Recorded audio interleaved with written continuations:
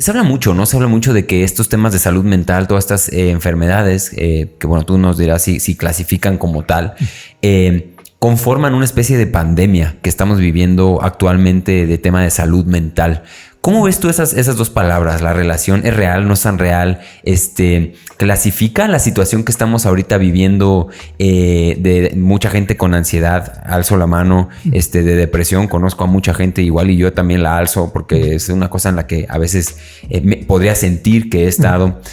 ¿Estamos viviendo una pandemia en estos temas? ¿No? ¿Cómo lo ves tú, tirándote así un poquito la reflexión? ¿Cómo lo ves tú desde la trinchera del psiquiatra?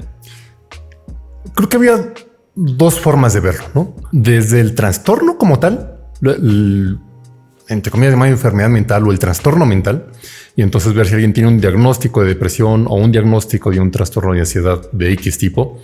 Y sí ha habido una alza, ¿no? A raíz de esta cuestión de la pandemia, ¿no? Es decir, por una parte está la protección contra el virus, ¿no? Y el no contagiarse, el no contagiar a otras personas.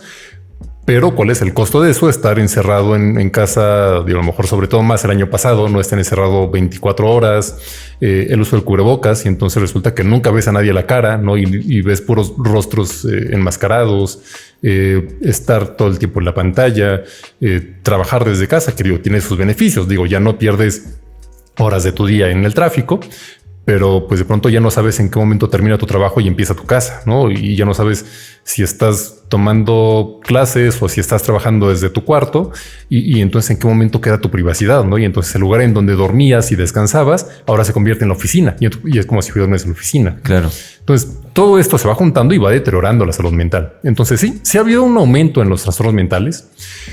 Y la otra parte, que era el otro enfoque o el cómo poder verlo, es la ansiedad como un rasgo, ¿no? O bueno, pero más que un rasgo, como este estado ansioso, no necesariamente patológico.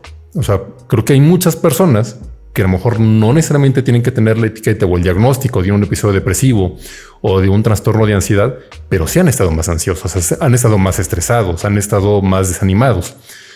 Quizá no lo suficiente o no con la afectación tal para considerarlo como tal, como un trastorno, pero sí su vida se ha estado alterando, ¿no? Y no solamente por la pandemia, ¿no? Creo que esto es algo que tiene que ver con toda la posmodernidad, ¿no? Y creo que es algo generacional, ¿no? El vivir ansiosos, ¿no? Y el vivir, pues hablaba de este filósofo coreano, ¿cómo se llama? Se me fue el nombre, ¿no? Pero por ejemplo, habla de esta autoexplotación, ¿no? Okay.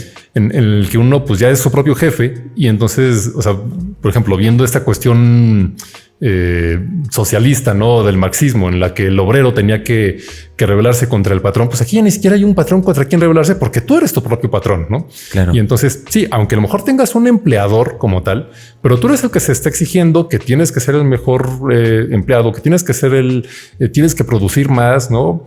Por ejemplo, hablamos de cómo surgen, por ejemplo, esta explosión de podcast, ¿no? El año pasado. Sí. Y que tiene que ver con eso, ¿no? Con esta cuestión de, pues tengo que ser productivo, tengo que hacer algo.